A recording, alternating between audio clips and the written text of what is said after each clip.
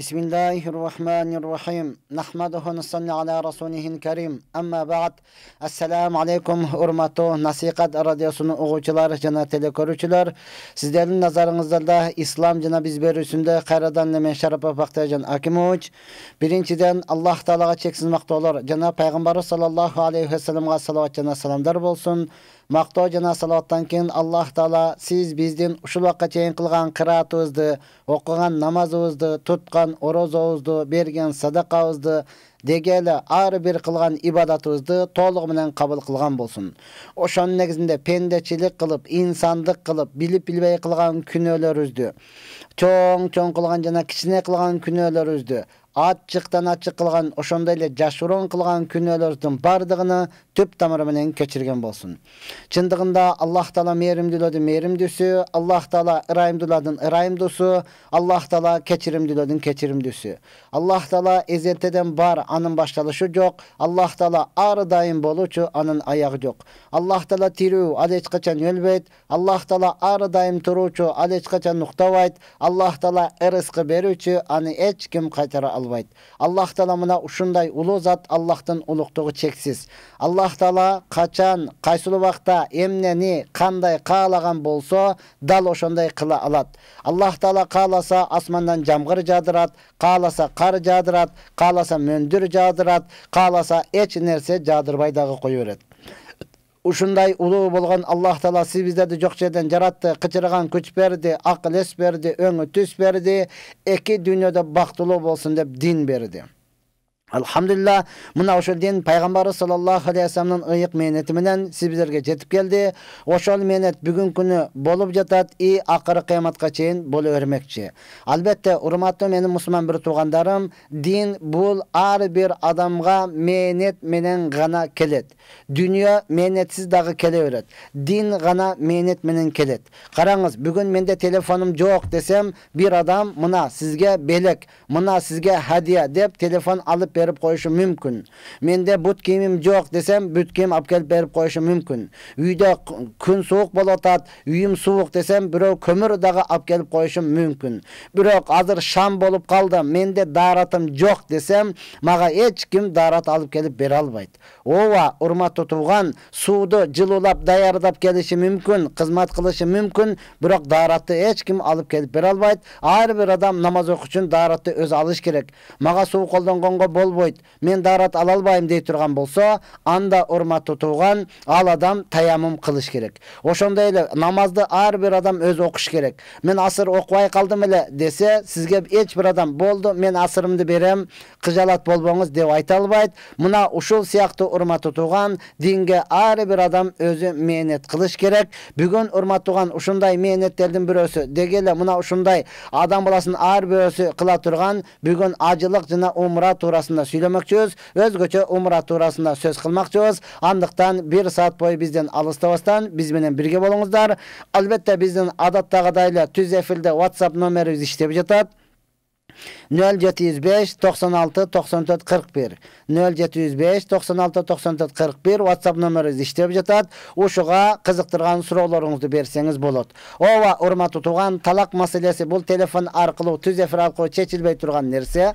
Oşonduktan anı berbegeniңiz жакшы. Oşolla uçuda töşök maselesi bul özüңüzdün jeke kızıkçılığınız bolgonduktan urmat tuğan anı dağı berbey, başka kızıktırgan sorularыңыз bolsa berseňiz bolot. Bugün günü biz emne üçün umrаны tandap aldık urmat tuğan. Ankeni ova kış geldi. Özgöçe bizde sezon geldi. Erten жаңы жыл bolgonda, jıl almaşkanda adamlar ne kılat? Üyünde es alуу bolot. Je bolsam ar tarapka barуу bolot. Oşonduktan urmat tuğan negizgi bara turgan özü ziyaret kıla turgan 3 yer var. Oşol Mekke'deki meçit bolot olmasa Madinaga Peygamberimiz meçiti, İsrail'dagi Aksa meçiti. Ziyaret kıla turgan uşul 3 yer var. Oşonduktan atalarыбыз ezelten dindi bekem karmap kelgendikten atalarыбыз aytkan, barbaganga bir arman. Bargandarga ming arman. Barıp kelgender al жерден kançalık ıyık ekendigin, al жерден kançalık kadırlı ekendigin, al жерден kançalık sıylı ekendigin, al жерге kança köp barsan oşonçoluk Allah'a jakın bolup, jüröktörüň jumşap, közlörüňden jaş agıp, adam balasının kuluk münözü oňolup keler ekendigini bargandары gana bile turmat tugan, oşontan kayra barıp gelsem dep samayt. Ова урмат tutulgan Abu Hurayra radhiyallahu anhu rivayet kılan hadiste Allah aytat Peygamber sallallahu aleyhi ve sellem'den suraştı. Ayyul a'mali afdal. En qaysıl amallar en yaxşı degende Peygamber sallallahu aleyhi ve sellem aytdı imanun billahi ve rasulihi. Albatta Allah Taalaga jana anın elçisine iman keltirүү mundan ötkön yaxşırak amal yok. Andan keyin soralında sümme maza andan keyin qaysıl amal yaxşırak degende Peygamber sallallahu aleyhi ve sellem aytdı el cihadu fi sabilillah. Allah'tan yolunda din menen kuruşu. Din üçün Allah'tan yolunda düşman menen kuruşu. Bu cihat en yaxşı. Qıyla sümme maza andan keyin qaysıl amal dedi? Haccun mabrurun. Kabul bolungan hac öte жақшы Allah'tan alında. Albatta bu muttafaqan aleyhi bolungan hadis urma tutugan uşuğa qoşulganda afzal amal indallah imanun la şekke fihi. Allah'tan alında en жақшы amal ağa iman keltiriyor. Munda hiç qanday şek yok. Munda hiç qanday kümen yok urma tugan. Qaysıl bar adam Allah'tan bar ekendigine, Allah'tan жалгыз ekendigine, Allah'tan jaratuvchi ekendigine işene turgan bolsa, andan keyin anın ökümdörüne moyunsunat, andan keyin anın ökümdörünü atqarat, tıyı salıngan nersedен tıyılat. Ova munda hiç qanday şek yok urma tutugan. Oşonday bolsa dagı uşul hadiske Abu Hurayra radhiyallahu anhu qoşup aytkan eken, hajjatun mabruratun tukaffiru hataya sanatin. Albatta kabul bolgan acılar bul bir жылдык күнөлөрдү keçiret. Urma tutugan bul acıl gemi жылына bir ele jolu. Kurban ayıtta gana bola turma tutugan bul man istata ilayhi sabila. Kimdin acılıkka baruga күчү jete turgan bolsa, muna oşol adamdarga gana farz. Emi күчү жетпedi, же болбосо очирет тийбей калды. Былтыргыдай чектөлүү болуп 65 жашка чейин болуп калды. Урма турган калган күчү жете турган болсо, бул инсандарга албетте умра кылышлык сүннөт. Умра кылышлык каяка барсам экен, каяка барбай салсам, бара турган жер мына ушул жер урма турган. Көрө турган жер ушул жер. Мекке, Мадина. Ал тарихи жер, жалпы пайгамбарлар жүргөн жер, тарихи жер урмат tutulgan. Эми умра кыла турган болсоңуз кандай сооп болот? Ошол эле Абу Хурайра разияллаху анху риваят кылган хадисте пайгамбар саллаллаху алейхи ва саллям айтат: "Ал умрату илал умрати каффаратун лима байнахума."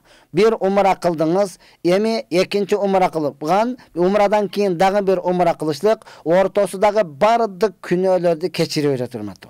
Siz bir umra kılıp geldiniz, insansız, köz menen küne kıldınız, tiliniz menen kıldınız, kulak menen kıldınız, murdunuz menen, kolunuz menen, butunuz menen, degi kanca künelerdi kıldık. Emi muna uşulardan jok bolup, juulup ketişine sebep em ne dese, Peygamber sallallahu aleyhi ve sellem aytat, umra kılışlık deydi. Bul umra, birinci umra, ikinci umranın ortasında barıdık künelerdi keçiret. Vel haccul mabrur, laysa lehu cezaun illal cennet. Muttafakan aleyh, ova, haccul mabrur, kabul bolgan hacılar, maşallah, bıltırı, Kurban aytta kanca acыбыз barıp geldi. Alardan acısı kabul bolgon bolsa urmat tugan, anın sıylığı 5 gana. Bul ova bul жылына bir ele jolu kalgan 12 ay dey turgan bolsak, bir ay misali kurban aytка kelse kalgan 11 aydı umra kılууга tolluk bardığızga mümkünçülük bar urmat tugan. Albatta köçüңüz jetken bolsa bu sünnet. Bu sünnet. Ya Rabbi, Amr ibn As radhiyallahu anhumaga Peygamber sallallahu aleyhi ve sellem aytat: "Ey Amr, ama alimta ya Amr annal İslam'a yahdimu ma kana qablahu." Peygamber aytat: "Ey Amr ibn As, İslam dini özüden murdağı künelerin büt barını keçirip salusunu sen bilbeyt belen deydi. Ova bir adam dinsiz yaşap geldi. Bugün hakikatты düşündüm. Boldu men Allah Taala'nı özümnün Rabbimdi taptım dep iman keltirgen bolsa, İslamga kirdi, anın bardık künelerini Allah Taala keçirip jibiredi. Wa annal hicrata tahdimu ma kana qablaha. Dal muna şondayle Peygamberimizden doğruda Mekke'de taşlap Madinaga köçüp ketudagı özüden aldınqı bardık künelerdi keçirgen. Wa annal hacca yahdimu ma kana qablahu. Qodumela muna uşunday hacıdagı özüden ki murdağı künelerden bardığını keçiret. Ya Rabbi, Ayşe raziyallahu anha rivayet kılan hadiste Ayşe ene öz aytat: "Ey Allah Taala'nın elçisi, ya Resulullah, naral cihada afdalul a'mal, afala nujahid." Ayşe enemiz ayal peygamberin doğrunda ayalları dağı dinge uşunçalık beken bolgonduktan, alары dağı ibadatga uşunçalık beken bolgonduktan, Ayşe enemiz peygamberden sorap atat: "Ey Allah Taala'nın elçisi, Allah Taala'nın jolunda din üçün kuraşıp cihat kılışlık bul öte jagımdı. Allah Taala'ga en süykümdü amallardan en жақсы uşul turbayby. Biz dağı cihat kılbaylыбы" dedi. Biz dağı şu soğuşka çıkpaylыбы. Degen uçurda Peygamber sallallahu aleyhi ve sellem aytat: "La kunna afdalul cihad haccun mabrurun." Albatta, jihadlardan eng yaxshisi bu ne dedi? Acı kabul bulungan acı. Ve fi rivayetin li İbn Huzaym'dan bir rivayette kelgen eken, "Kultu ya Resulullah." Ayşe'ne söz aytutat, "Ey Allah'ın elçisi, hal ala nisa minel cihad?" Ayallarga dagı cihad farz mı? Ayalları dagı düşman bilen kurashish üçün çıkış gerek mi? Degen uçurda Peygamber sallallahu aleyhi ve sellem cevap kılıp berwatat, "Aleyhinna cihadun la qitala fihi." Ova ayallarga dagı cihad var, birok al jerde öldürүү jok. Öldürүү jok, kan tөгүү jok. Qaysysı?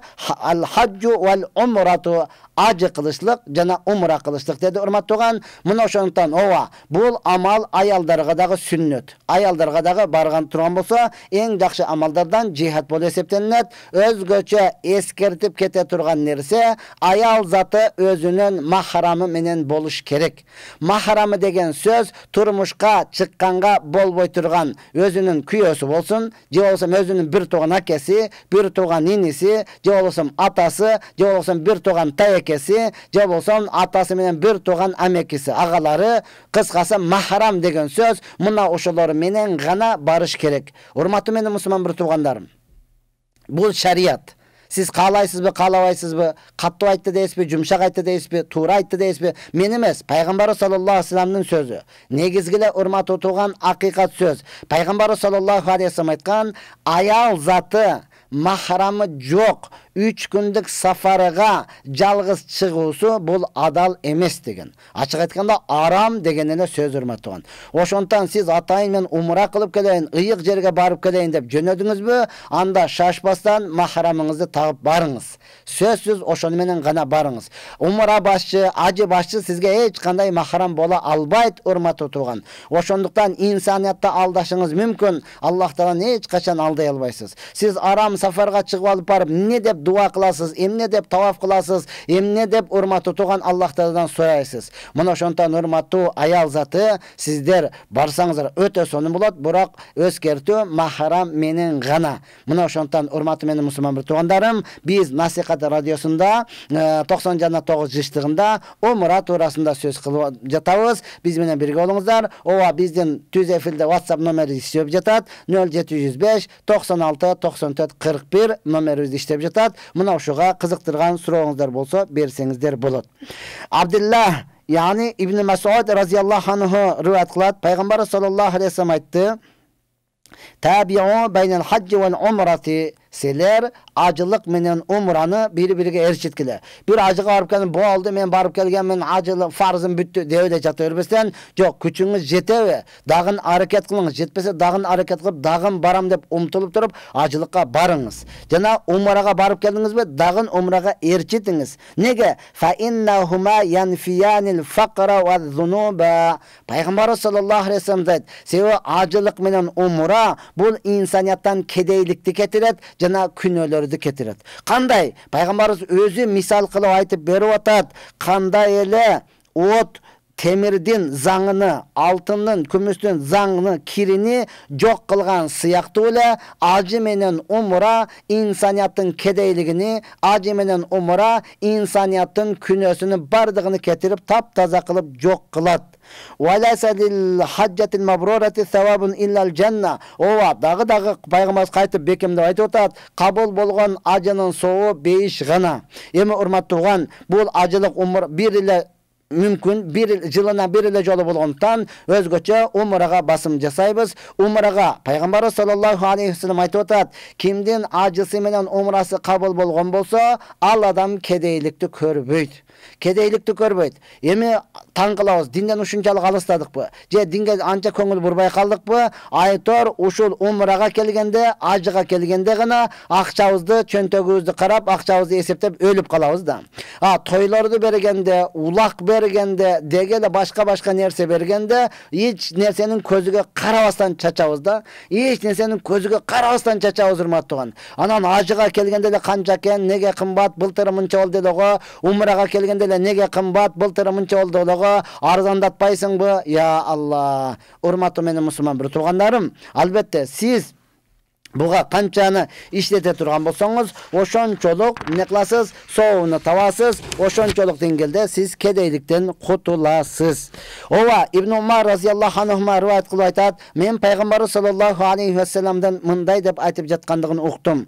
Пайгамбар саллаллаху алейхи ва саллам айтат, эми мурдагы учурларда төө болгон, ат болгон, эшек болгон турган, азыр самолетубуз бар, азыр алхамдулилла машина менен дагы барбай калдык, автобус менен дагы барбай калдык. Өнүккөн заман дейбиз. Же болсо ушундай деңгээлге жеттик алхамдулилла самолет менен гана. Эми ошондо эмне кылып атат? Пайгамбар саллаллаху алейхи ва саллам айтат, төө ар бир кадамын көтөргөн сайын, ар бир кадамын койгон сайын Аллах Таала ал адам үчүн, ошол төөнүн ээси үчүн, дегиле ажылыкка бараткан адам үчүн, умрага бараткан адам үчүн ар бир кадамына бирден жакшылыкты жазат, ар бир кадамына бирден күнөөлөрүн өчүрөт, ар бир кадамына бирден даражасын көтөрөт дейт. Биздин негизги максатыбыз мына ошол урматтууган, күнөөлөрдөн таза болуп, Аллахтын алдында жүзүбүз жарык баруу биздин максатыбыз мына ошол. Мына ошого Аллах субхана таала мүмкүнчүлүк берип атат урматтууган, ошол кышта умрага деп болбосо ушул мүмкүнчүлүктөн бар тапканыңызды ошол жака иштетүүнүн аракетин кылыңыз.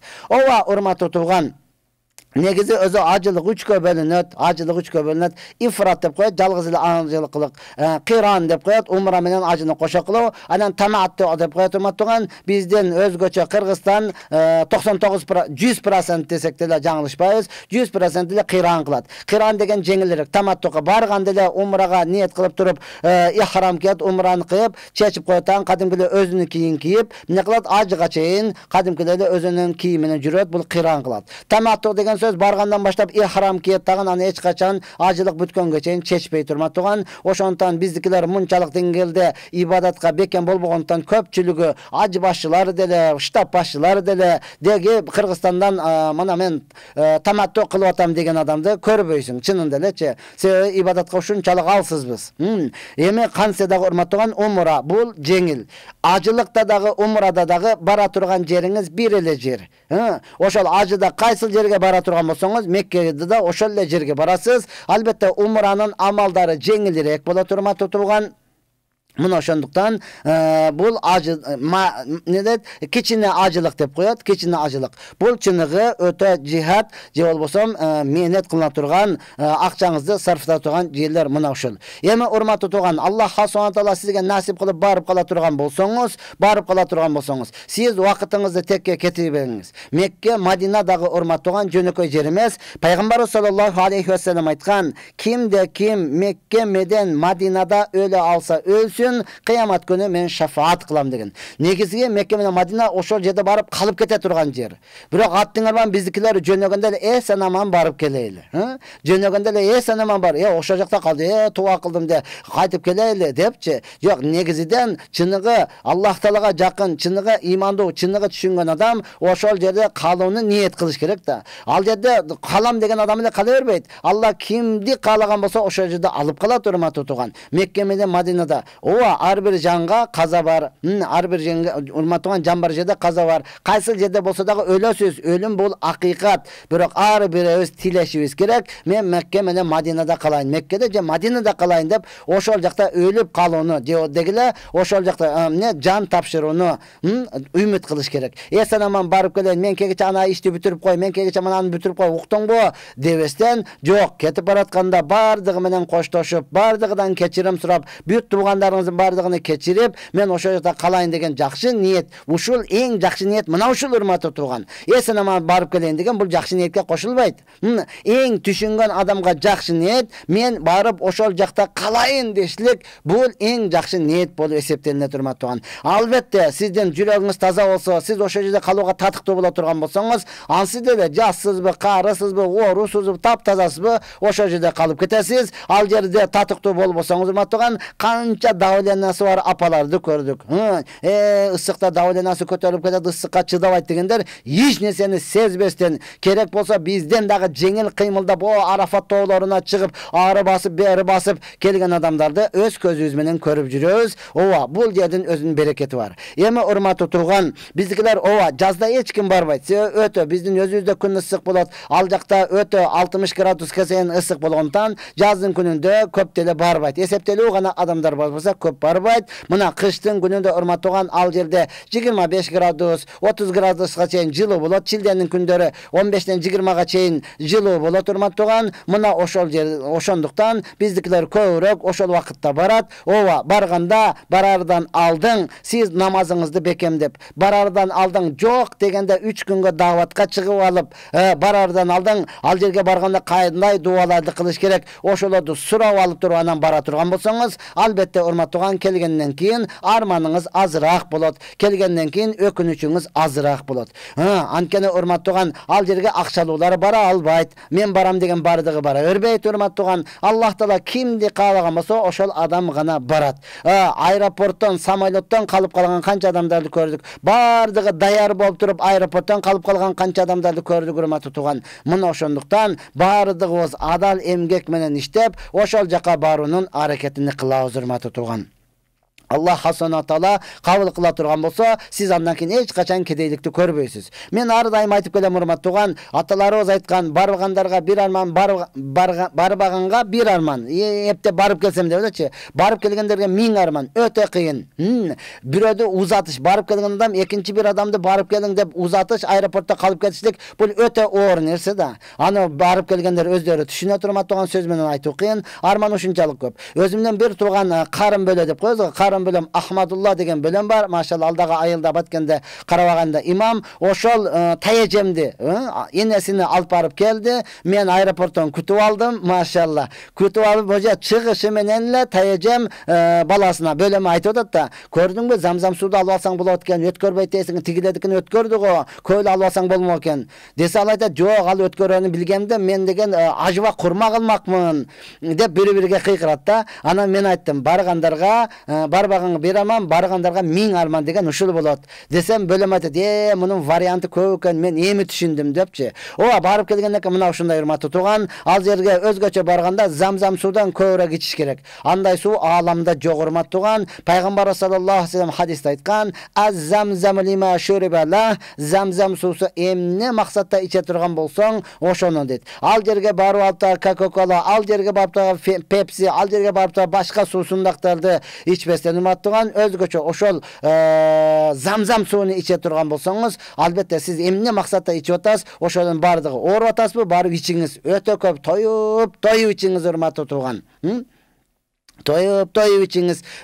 Oratazı şifa bolot. Alsıradınız bu güç kuvvet bolot urmattığan. Degele ne maksatga jetiş maksat bolot olmasa oşonday. Eme ova Peygamber sallallahu aleyhi ve sellem'den alındarızdan kat Kabaga kirgende ne dua kıla turgan bolsoň bardyk dualarınız kabul bolot urmattığan. Bizde köpçülüğü dua kıla albayt uşunday. Anın özünün sürü var, anın özünün ıyıktığı var urmattığan. Körgende jürekteriň sol katıyle közüňden jaş ketet, özüňden ne bolatkanyn bilbeysin. Kança tugandar kelet barıp tawaf kılıp umra bütkönden keyin sonun jеңилдеп kaldım. Öte rahat aldım. Bunu bilgemlerden murdale kelmek ekenbiz. Dagın kaçan barabız tawafka, dagın kaçan aylanabız depçi. Anan aytasың, emne dua kıldың desең iyladım dedi. Jo, iylaganыңды kördüm, köz yaşını töktüň. Emne dep dua kıldың, Allah'tan emne dep tilek kılıp suradың desең ayta albayt da. Antkeni urmattogan aldağı insaniyetga berilgen mümkünçülük. Ova körgöndele öz aldından körgöndüğün Kaabany. Bu uşunçalık ıyık jer. Anan biz dindi düşüngen adamlarga aytып atabыз urmattууган, düşünbögenler edet, barıp turup taşka sıyınıp ketет. Jok, al jerde hiç kim taşka sıyınbayt. Ova Hajarul Aswad bar urmattууган, Peygamber anı övüşlük sünnet, al jerge urmattууган, Peygamber sallallahu aleyhi ve sellem Umar raziyallahu anhu aytkan, Umar raziyallahu anhu ötö күчтүү, salawattуу adam bolondan, oşol adamlar türtüp taşlı öpkönü baratkanda, Peygamber sallallahu aleyhi ve sellem aytkan, Umar sen күчтүүsүң, alsızlarga ziyan berbegin, anı övüşlük sünnet degen urmattууган. Oşonduktan al jerge barış har bir adamga nasip kıla berbet. Oşonduktan özgöçe ayalдар barbagany jakşı. Alystan ne koluňuz oşo jaka karap turup Bismillahirrahmanirrahim akbar dep koya turgan bolsaňız, sünnetde atkardy bolup esepteline turmattууган. Ova bul taş turasında dagı Peygamber sallallahu aleyhi ve sellem aytkan, dege Mekke, Madinada al jerde tarihi jerler, çynnygy köre turgan jerler, çynnygy Peygamber пайгамбарлардын чындыгы сахабалардын жүргөн жери урматтуу туган. Ал жердеги алымдар айтат, эгерде силердин бир эле кадамыңар пайгамбар саллаллаху алейхи вассаламдын кадамына дал келип калган болсо, же бир эле кадамыңар сахабалардын кадамына дал келип калган болсо, силердин бейишке киришиңе ушул эле себепчи, ушул жетиштүү болот дейт урматтуу. Ошондон жерде көбүрөөк жүрүүнүн аракетин кылыш керек. Мүмкүн болсунча асманга бийиктикке качпай, бийиктик этаждар, бийиктик үйлөр бардык эле жерлерде бар, шаарларга чыксаңыз бардык эле жерлерде бар. Урматтуу туган, бирок пайгамбар саллаллаху алейхи вассаламдын сахабалардын издери Мекке менен Мадинада, башка жерде жок, табышыңыз өтө кыйын нерсе. Мына ошентип урматтуу тугандар, биз Насихат радиосу 90 жана 9 жыштыгында түз эфирдебиз. Эгерге сиздерге кызыктырган сурооңуз боло турган болсо, 0705 96 94 41 номерине SMS кылып жөнөтсөңүз, албетте биз жооп берүүгө даярбыз. Пайгамбар Жабир разияллаху анху риваят кылган хадисте пайгамбар саллаллаху алейхи вассалам айтат: "Инна лил каабати лисанан ва шафатайни." Албетте Аллахнын кудрети бушул Каабада дагы урматтууган, анда дагы тили бар, Аллах Таала жараткан, анда дагы эки эрини бар. Валакад иштакат илаллах. Ал Кааба дагы Аллах Таалага арыздаганат. Факалат Кааба не дейт? Я Рабби қалла увади. Ey Rabbim, meni ziyaret kıluvçular öte az bol, meni kavar aluvçular, ve qalla zuvvari, meni ziyaret kıluvçular öte az bolup kaldı, deyip aldağı arızdan turmatı tuğan. Albatta Allah subhanahu taala vahiy qilat Ka'baga, inni xaliqun basharan xushshan sujjadan. Albatta men ne deyt?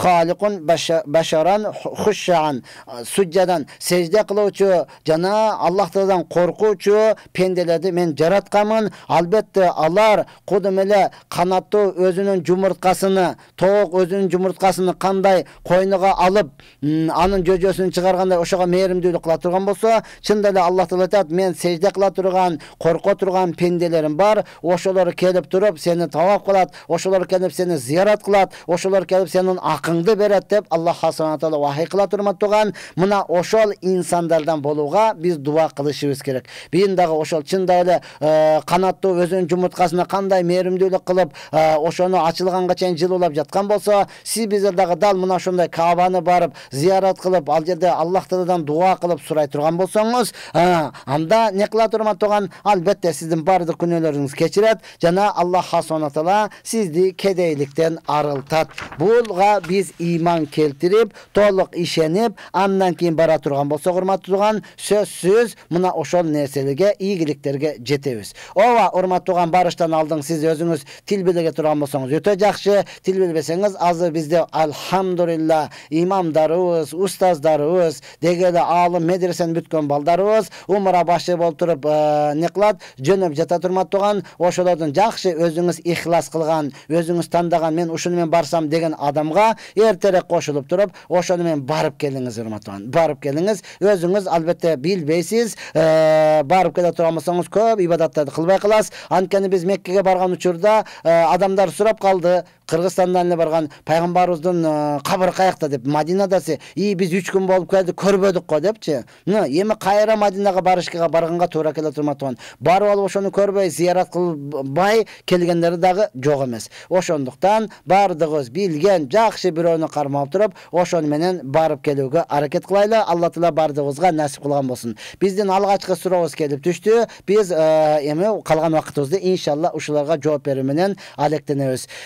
Мен 26 жаштамын, намазды жаңы эле окуп баштадым. Намазды балагат жашынан баштап окуш керек дейт го. Балагат жашы качан башталат, жана ошондон берки намаздардын баарын окушум керек болот да, жана каза намазына кантип ниет кылып окуймун. Ооба, Аллах Субханаху Таала 26 жашыңызда болот болсо, машалла, өтө сонун, Аллах Субханаху Таала кабыл кылган болсун. Туура айтасыз. Балагат жашы бул эркек бала 12 жаштан, кыз бала 9 жаштан. Bizde эми баягы химикаттарды көп жеп, мурдагыдай таза тамактарды жебей калгандыктан балдарыбыз алсырап кетти. Эң акыркы чеги 15 жашта. Балагатка жетүү деген ошол түшүрүккөгөн болсо, муруту чыгып, ошо үйлөнүүгө кылып, кыздарга көңүл буруп, кыз бала болсо эркекке көңүл болуп калган болсо, урматтуу туган, мына ошол балагатка жетти деп эсептелинет. Эң акыркы чеги 15 жаш. 15 жаш. Эгер билбеген болсоңуз да, урматтуу туган, da bilbeymin түшүркөдүмбү же кыздарды ойлоппун ал менин эсимде жок дейт болсоңуз акыркы чеги 15 жаш. Ооба, сиз такыбалык кылып туруп 12 жаштан мен балагатка жеттим деп ошолордун бардыгынын казасын төлөшүңүз керек. Аллахтын алдында карызсыз. Эми казага ниет кылганда ниет кыласыз, мен эң алгачкы багымдаттын казасын окумакка. Мунакта 5 жылдыгыңыз бар да, ошондо эң алгачкы багымдаттын казасын окууга ниет кылдым десеңиз, урматтууган, бул кеттиби? Эми бул калат. Ар бирге эң алгачкы, булар эң алгач, бул кеткенден кийин бул эң алгачкы болуп кала берет. Эң алгачкы багымдаттын, эң алгачкы пешинден, эң алгачкы асырдын, эң алгачкы шамдан, эң алгачкы куфтандан несини казасын окууга ниет кылдым деп ошолорду окуй бересиз. Каза намазы урматтуу тууган, күн чыгып келе жаткан учурда, чак түштө, күн батып бараткан учурда гана окулбайт. Калган убакыттардын бардыгында окуй бересиз. Асырдан кийин каза намаз окула берет урматтууган, ошол күндүн батышына аз калган убакытка чейин каза намаз окула берет. Каза намаздарды бардык учурда окуй бересиз. Ошондуктан аларды окуп карызыңыздан эртерээк кутулуп алууга Аллах Таала мүмкүнчүлүк берген болсун. Ассаламу алейкум устаз. Менин суроом, никени жаңылап туруш керекпи? Жаңылап туруш керек болсо, канча убакытта жаңылап туруш керек? Рахмат сизге устаз. Ва алейкум ассалам. Жок, урматтуу тууган, бул нике буюм эмес. Бул нике жаңылана турган нерсе эмес. Ал жаңыланбайт. Бир нике кыйылынды урматтууган болду. Биздин мазхаб боюнча мына ошол бойдон өмүр бою жашаш керек. Ошондон биз шияларды адашкан дейбиз. Анткени аларда вактынчалык никени алар халал деп билет, вактынчалык нике жок. Нике кыйылды, бул түбөлүктүү болуп эсептелет урматтуу тууган. Жаңылоо жок. Ооба, бир адам батышпай калды, аялы менен же күйөөсү менен батышпай калды, анан жоону берди, бир талак берди.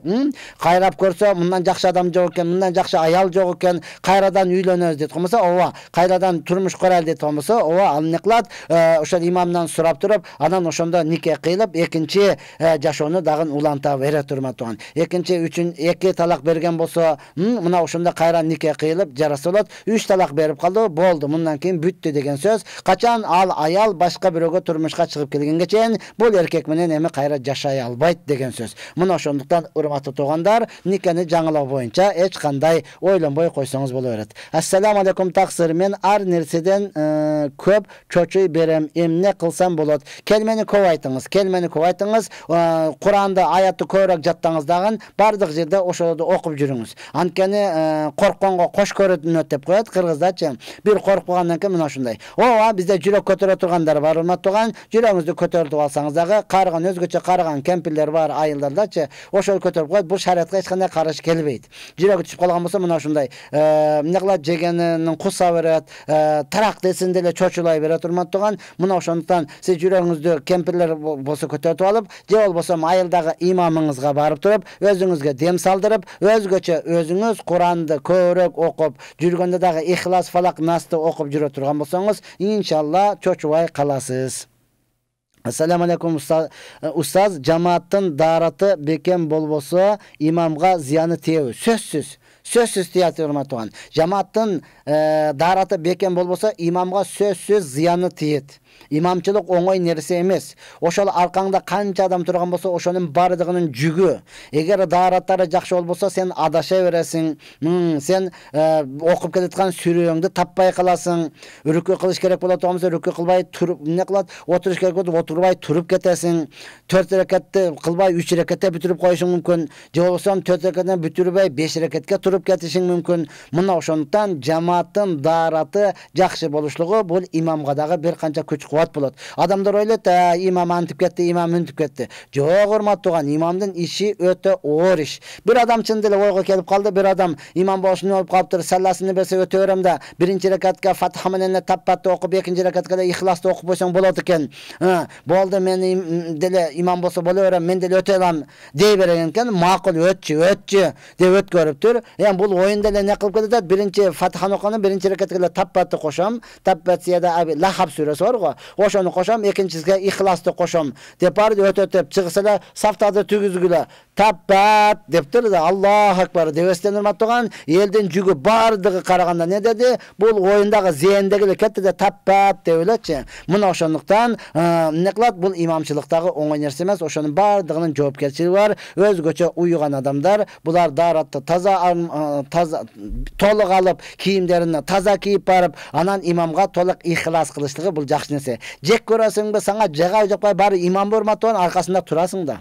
Аркасында турасың. Ошондуктан аны же эмнеге өтүп алды деп тиштенбестен эле болду, өзүңнүн колуңдан келбегенден кийин жакшы даратты алып, машалла, ошол имамдын намазы бекем болот турган болсо, сеники бекем болот, сеники бекем болот турган болсо, имамдыкы бекем болот, сеники кабыл болсо, имамдыкы кабыл болот, имамдыкы кабыл болсо, сеники кабыл болот урматтаган. Мына ошондуктан имамдарга толук урмат, сый менен мамиле кылып, аларды кыйнабашыбыз керек. Ассаламу алейкум Бактияр Таксыр. Сизден Алла разы болсун. Сиздин баяндарыңыз абдан жагат. Ва алейкум ассалам рахматуллахи ва баракату. Рахмат. Мен мага дагы ушинтип айтканыңыздар өтө жагат. Чындап элечи, молдону молда кылган ому деп коет. Сиздер ушинтип колдоп турасыздар, сиздер ушинтип дух берип турасыздар, сиздер ушинтип жагымдуу сөздөрдү жазып, жагымдуу сөздөрдү айтып турсаңыздар, анан биз дагы кыймылдап, биз дагы дагы мындай маселе көрөйүн деп айтканга бизге деле чынын деле түрткү болот. Өтө чоң түрткү. Жакшы сөз жан эргитет, жаман сөз жан кетет дейт го. Бир адамда койчу сен чыкпачы эле деп койгон болсо канча маанайың түшүп кетет да. Кийинки аптага келеткенде ойлонуп, чыкпай эле койсом азыр не десем кыска эле сүйлөп койсомбу деп канча оор абалда келесиң. Сизге окшогондар машалла ушундай эле жазып койсо болду. Кийинге дагы даярданып, бардыгы эле мен эле эмес, жалпы мына ушундай урматтаган. Мына ошондуктан биз инсаниятты тирүү кезинде инсаниятты мактап, баалап үйрөнүшүбүз керек. Жалпы эле, мен эле эмес, жалпы элечи. Биз качан мактайбыз? Өлгөндө мактайбыз. Биз качан мактайбыз?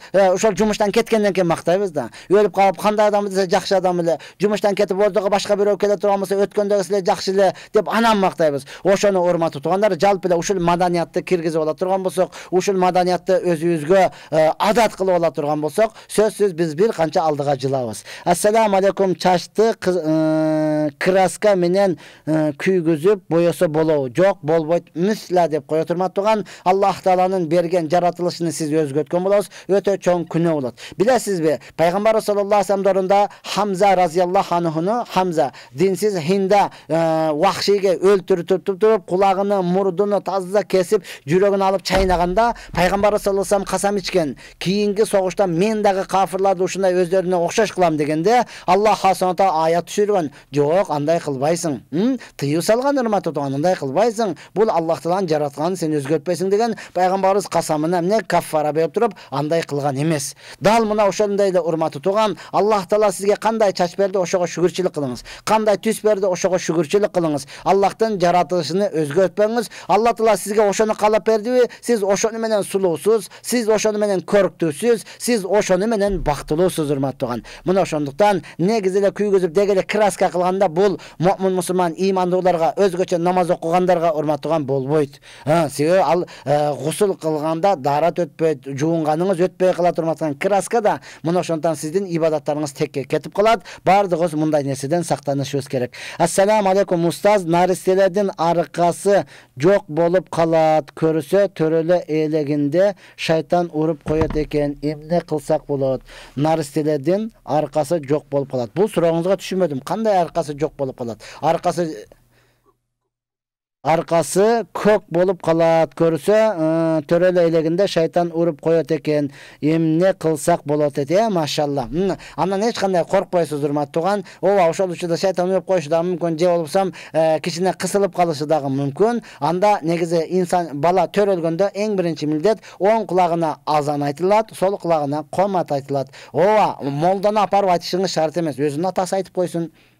Азыр врачтарда жакшы го, эркек киши дагы карап, ошол аялны төрөгөндө кирип, ошого жардам күч кубат болуп туруш керек да негизденчи. Ошондо анан эненин кадырын билесиң. Ал канчалык кыйналып төрөп атат, ал канчалык кыйкырып атат. Ал жерде аялыңыз эмес, нарактагы кыйкырган аялдарды көрөсүз урматтуу туган. Ошондо чыдай аласыңбы? Эми мына ошондой кадырлайсың урматтуу туган. Ону көрбөсөң төрөйсүң дагы, баланы кара. Жок урматтуу туган. Эмне кыласыз? Аны атасы дагы кирип, ошол төрөгөндөн кийин врачтар берет, өзүнүн үстүнө жаткырат урматтаган өтө сонун. Алхамдулилlah пандемия бүттү. Анан ошондон кийин эле оң кулагына азан, сол кулагына комат айтып коесуз. 7-нчи күнү чачтарына алып кое турган болсоңуз, иншалла мындай көгөргөндөр эч кандай зыян бербейт. Саламатсызбы? Күйөөм экөөбүз урушуп кеткенбиз. Ачууга алдырып талак берген. Мен кабыл алган жокмун. Жашап жатабыз. Кандай болот? Сиз кабыл алганыңыз өтпөйт ага. Сиз бул туурасында муфтиятка барыңыз урматтаган. Бул талак деген сөз эркектин оозунан чыктыбы, кетти деген сөз. О сен кабыл кыласыңбы, кылбайсыңбы, жактырасыңбы, жактырбайсыңбы?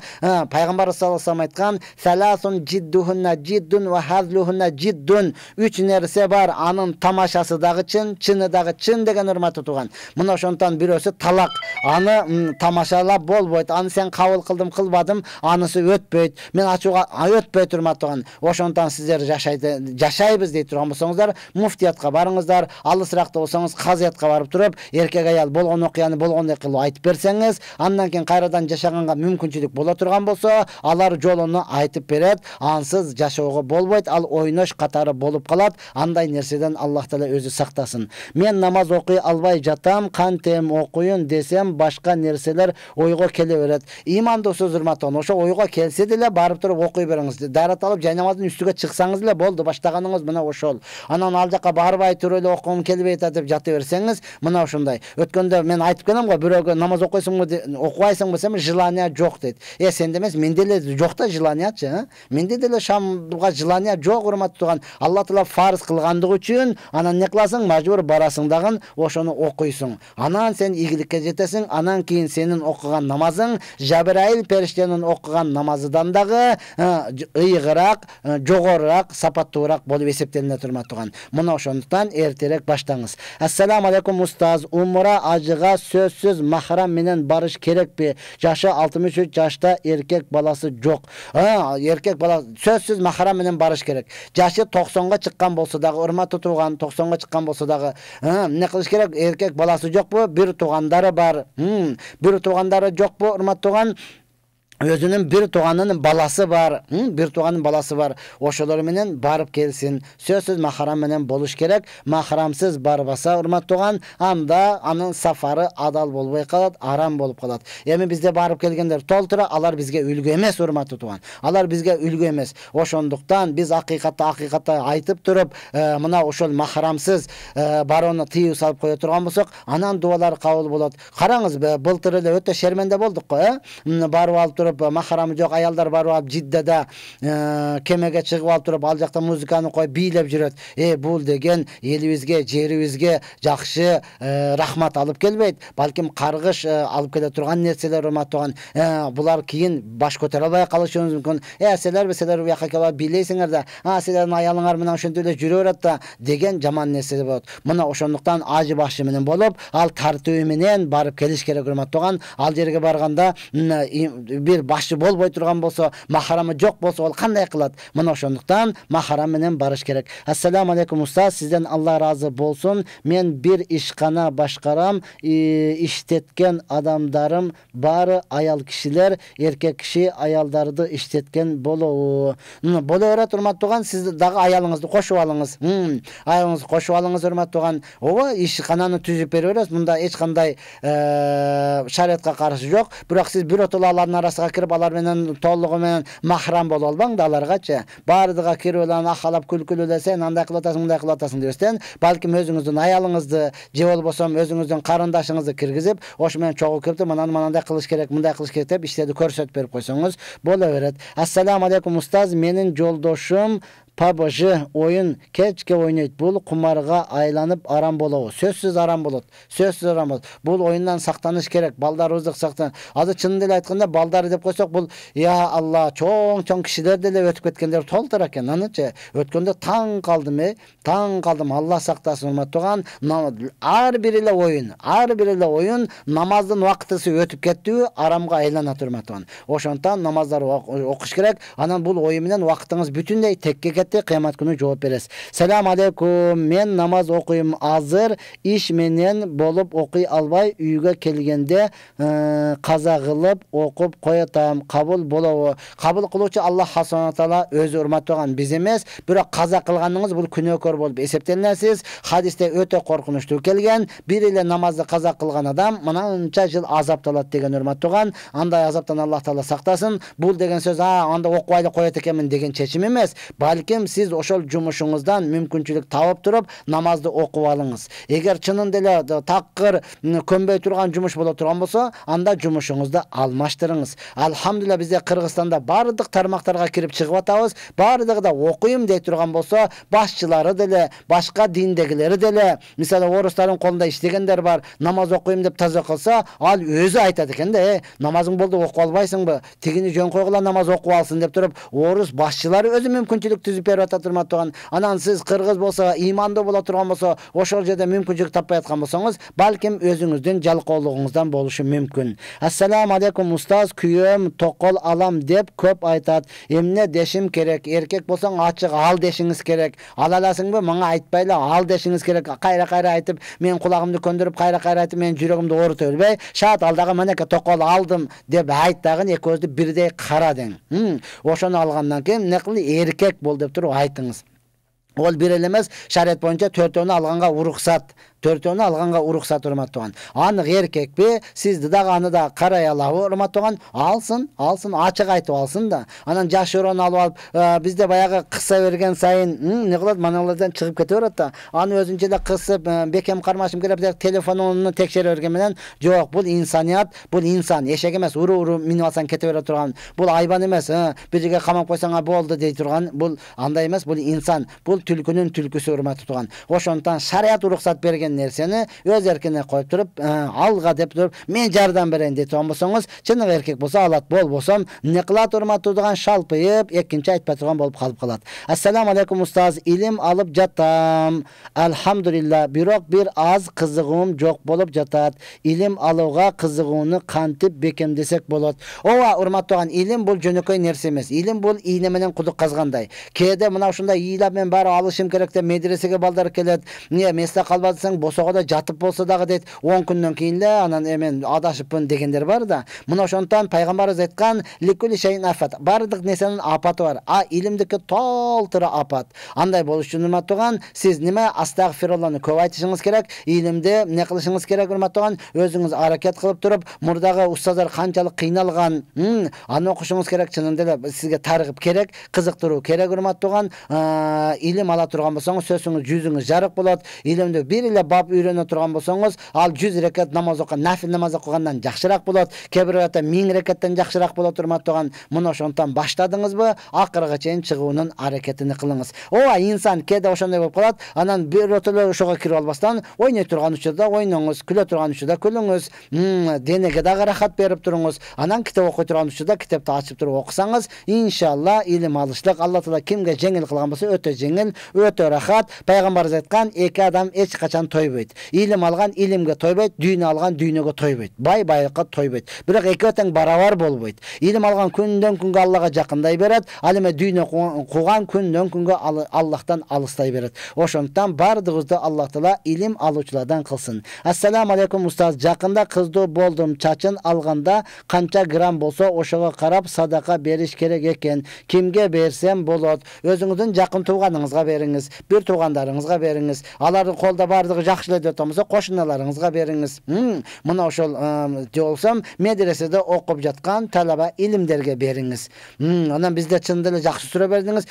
Берет десе эле имам деп ойлой беребиз да, бардыгы молда. Жок, урматтаган, молда ага муктаж эмес. Молда ага, урматтаган, муктаж эмес. Сиз жакын тууганыңыздан баштай бериңиз. Устаз, кабыр азабынан кутулса болобу? Сөзсүз болот, урматтуу тууган, сөзсүз болот. Я Алла, пайгамбар саллаллаху алейхи ва салламдан пайгамбар айткан, бейишке эң биринчи кирүүчүлөр кимдер дегенде, пайгамбар саллаллаху алейхи ва саллам айткан, аллазина яхмадуналлаха фиссараи ва дарра, кыйынчылык учурда дагы, жыргалчылык учурда дагы Аллах тааланы көп мактагандар, Аллах тааланы зикир кылгандар. Жыргалчылык учурда дагы Аллахны мактаган, кыйынчылык учурда дагы Аллах таалага мактап айткандар. Булар бейишке эң биринчи кирүүчүлөр. Демек, эң биринчи кирүүчүлөр болгондо кабыр азабы албетте, урматтуу тууган, болбойт деп кое албайбыз. Жер баары бир кысып алат. Жер бир кысып алат. Эми урматтаган намазыңызды көбүрөөк окуп Аллахтан сакта десеңиз, чынында эле хикаялар бар. Я Алла, мен намазды кабырда намаз жок, кантип жашайм деп камырда намаз окугандар бар урматтаган. Балким ошондой насип кылган болсо, сиз азапталбайсыз. Балким кабырда дагы намаз окуйсуз,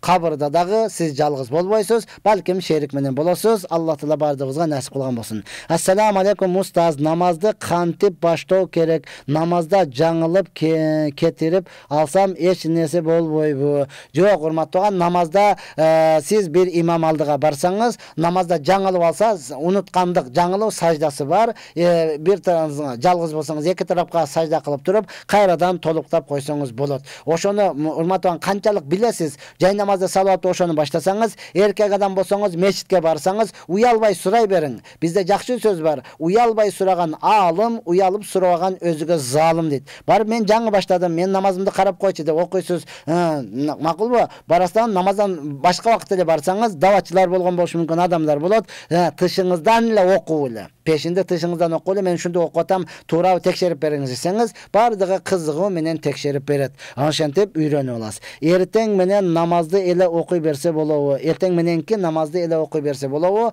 Албетте, фарыз урматтаган 5-өө. Эртең мененки кандай фарыз болгон болсо, калган 4-өө тең дал ошондой фарыз.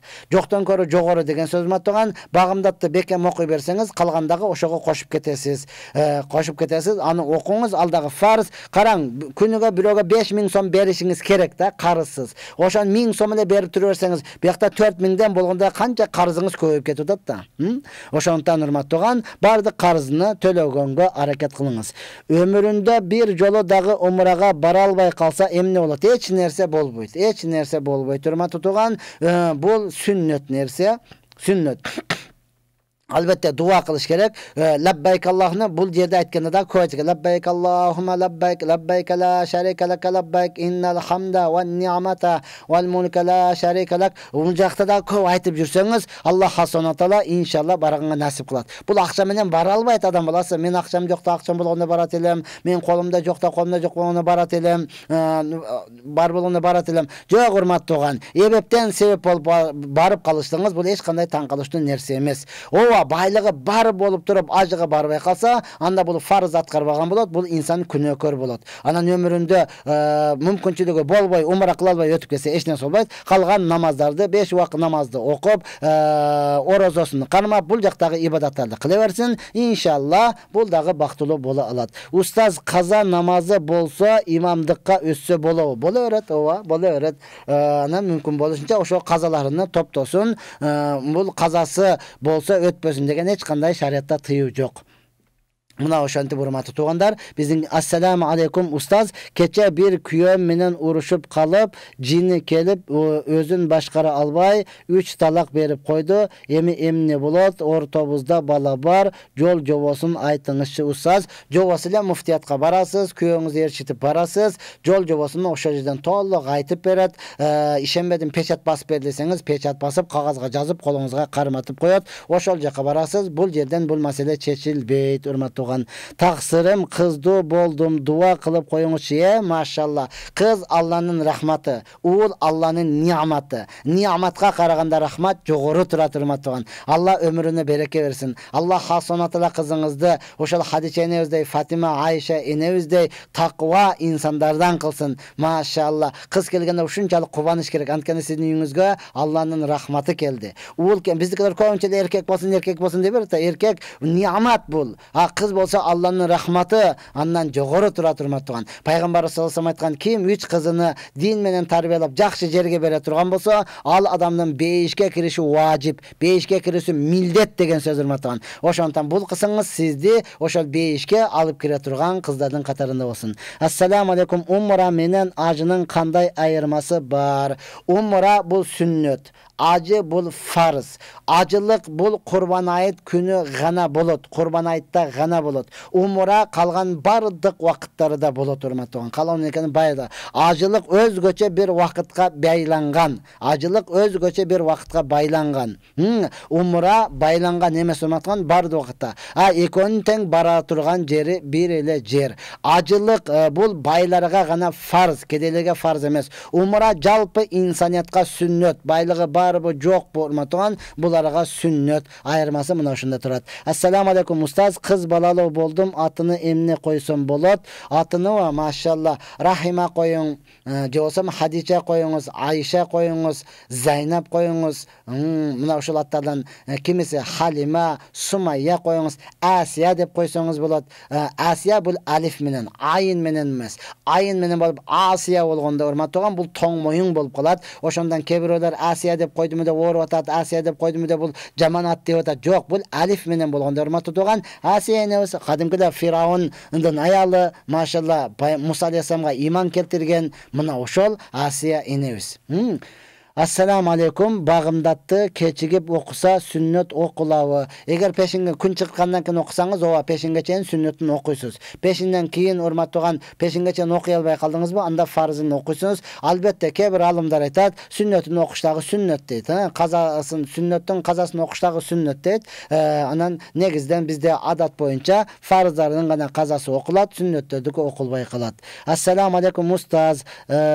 Baykeviz bar kummar oyunlarına öte berilip 10 yıldan beri çıga albay jatat. Kanday kılsak bolat? Çoğun rahmat. Anın dostların aytыңыз, anın klastaşları var, anın jorolori var. Oşolog aytıp turup, alar menen çoğu davatqa çıksın. Alar menen çoğu meçitke köbürөөк байлана турган болсо, andan keyin çıgat. Oşol jakın jorolori, dostoruga baylap beriş gerek. Oşunu birge alıp жүрgülө депчи. Oşonun al kumar болгондон кийин кармай берет. Ana utam, mana utam, az kaldı деп элечи. Алар дагы ошого жакындата берет да, аз мынандай бир upay bolsa utup ketчүдөй болот. Кеччине эле болса утуп кетчү болот. Ушунусунда утам деп гана жүрө бере турматтыган. Мына ошондуктан ал адамды сөзсүз даватка алып чыгыш керек. Бизде алхамдулилlah бүгүнкү күнү оңоло турган бир эле жолубуз мына ушул калды. Ооба, дин душмандары муну жөн эле карап турган жок. Дин душмандары муну дагы жапсак деп атат. Дин душмандары муну дагы жок кылсак деп атат.